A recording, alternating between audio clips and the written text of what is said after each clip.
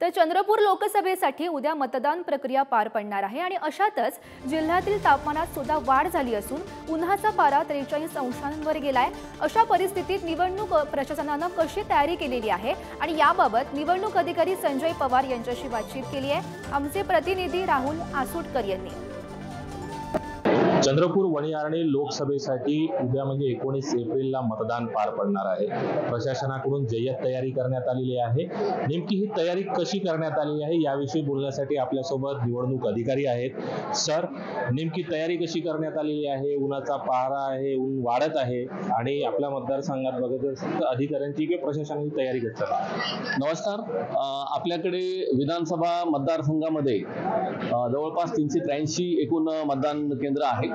या मतदान केंद्रांच्या अनुषंगाने आपण पुरेशा प्रमाणामध्ये मतदान पथकांची जी नेमणूक आहे ती केलेली आहे। रिझर्व्ह स्टाफ जो आहे तो सुद्धा आपण योग्यरित्या प्रशिक्षित करून ठेवलेला आहे।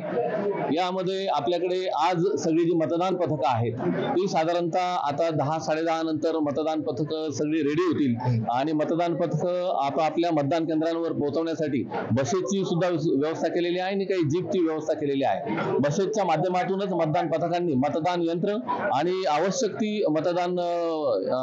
मतदानाकरता लागणारे जे साहित्य आहे या साहित्यासह जी आम्ही व्यवस्था केलेली आहे त्याच्यातूनच सगळी मतदान पथकं त्या मतदान केंद्रांवर जातील। आपल्याकडे मतदान उद्या जे मतदान होणार आहे त्यासाठी आम्ही जे वयोवृद्ध आणि इतर जे आपले लोक आहेत त्यांच्यासाठी किंवा अंध अपंग जे असतील त्यांच्यासाठी आपण एक व्हॉलंटियर सुद्धा आपण नेमलेले आहेत। त्याच पद्धतीने उन्हाचा जो पारा आहे तो खूप मोठ्या प्रमाणात म्हणजे आता 42च्या आसपास जाण्याची आज शक्यता वर्तवण्यात आलेली आहे। त्या अनुषंगाने सुद्धा आपण पाण्याची व्यवस्था केलेली आहे। प्रत्येक मतदान पथकांबरोबर एक मेडिकल किट दिलेली आहे, प्रथमोपचाराची मेडिकल किट दिलेली आहे। लोकसभेच्या निवडणुकीसाठी प्रशासन अगदी सज्ज आहे। कुठल्याही अडचणीवरती मात करण्यासाठी प्रशासनाकडून जय्यत तयारी सुरू केल्याचं या ठिकाणी निवडणूक अधिकाऱ्यांनी सांगितलेलं आहे। राहुल आसुटकर, पुढारी न्यूज, चंद्रपूर।